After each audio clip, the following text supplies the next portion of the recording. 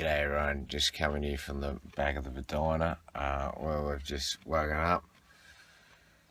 Oh yeah, it gets down to about fucking near zero out here, so it's fucking really good for me, just having a bit of a fucking cuddle with Gaz all night. I mean, just putting your head there and a whole fucking keeps you warm, man. And Gary's been out in the paddock each night, so yeah, fucking just keeping him warm's good for his arthritis, I think. Yeah, if anyone's just joined in, Gary got diagnosed yesterday as having terminal arthritis, and the vet reckons he's going to have to be put down fucking soon. So, yeah, I figure when you get news like that, it's good to get a second opinion. Alright, your family vet in Horsham. Come on, mate. I know it's tender. I'd fucking lift you if you weren't 120 kilos. Oh yeah, good work, mate. Hey, mate. Oh, it's really sore in there. Can you hear that? Yeah. Yeah, so that's coming from this joint here. Yeah.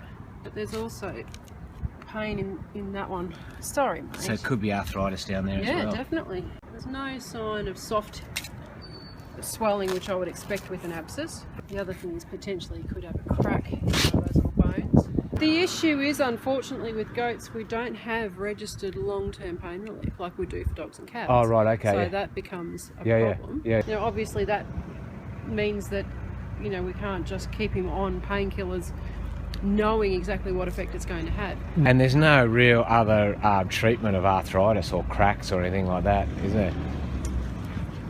If it was a crack, we could rest it and we could support it with a bandage, and that might help. All right, and so you're suggesting a crack might be potentially because he's actually got two little bones going down to those hooves. Yeah. So it could be something in there. Yeah. Right. Okay. Yeah. Okay. But the knee's definitely arthritic. It's a little bit there, but I think the bulk of the problem is coming from the carpus joint, which is. Right. Which could be a crack. You don't know. I can't say with 100% certainty. Would they have to have X-rays for that? Okay.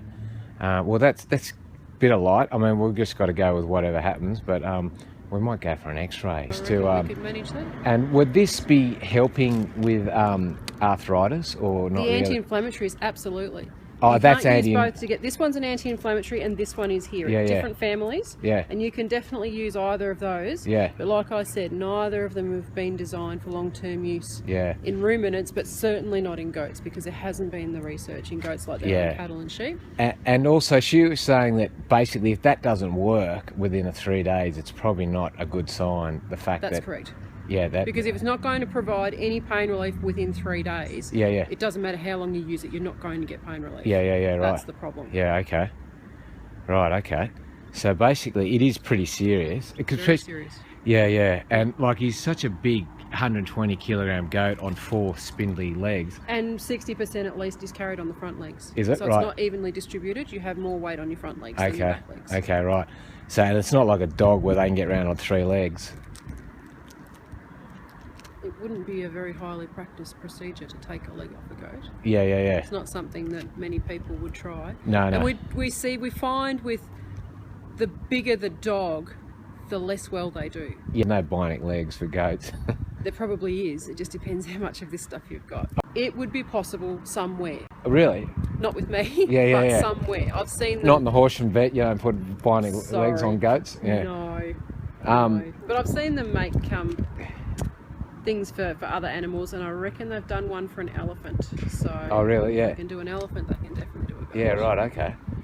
Well, I suppose the step really is we need to X-ray, would you say that, just to make sure? That will give us the most information. Yeah, so ideally it's a crack in the that would be the best in the ankle, and then that which requires just rest. Support. And you're saying, even though he's got arthritis, he could probably go for a few more years. I would hope so. Yeah, cool. Well, thanks, Penny. That's great. The X-ray may show that it's just arthritis. And we're prepared for that. Yeah. Then we're going into bionic leg territory. But so you're basically saying, say we can't get a normal thing. If he had arthritis in his hoof and his leg, that'd be pretty well put down material, wouldn't it? I'd be wanting to try something. Oh, Things yeah, first. so would we, yeah. So we would definitely look into what options we have and see if we can find some other vets who've worked with longer-term treatments with ruminants. Yeah. And well, I'll put I it wouldn't at. be jumping on the euthanasia until we've exhausted all other avenues. That's exactly what we want to hear. But in the meantime, use these. Yep. Because they will help. Because I would be giving, you've got Flonixil in there, yeah, and I'd be giving you a similar one because I haven't got the Medicare on here. So I'll give these in the outside one, and like you say, he had one yesterday. He'd hope within it should start working within 24 hours ish. Hey, it should start working in an hour.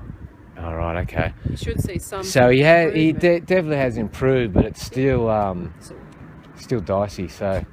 You're basically saying if it is arthritis and there are ways, you're saying drug wise or just okay. Yep. Yeah. I don't have any supplements that I would be confident using in a ruminant, but I would certainly be happy to look into it. Yeah, and obviously diet wise, I just keep his roughage up and his variety up and stuff like that, and hay and yeah, and it would be better to keep it into a lower quality diet.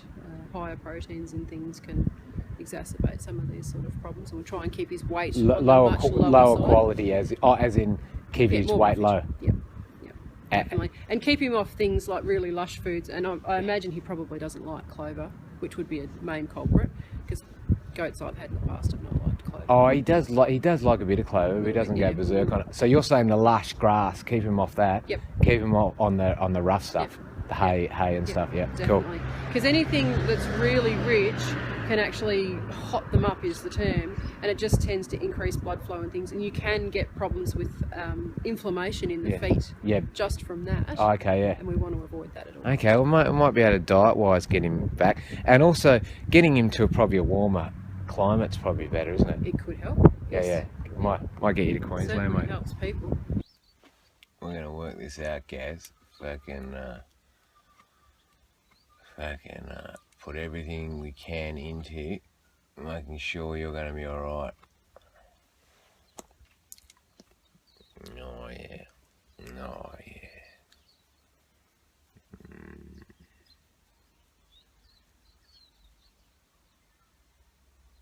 Fucking oath.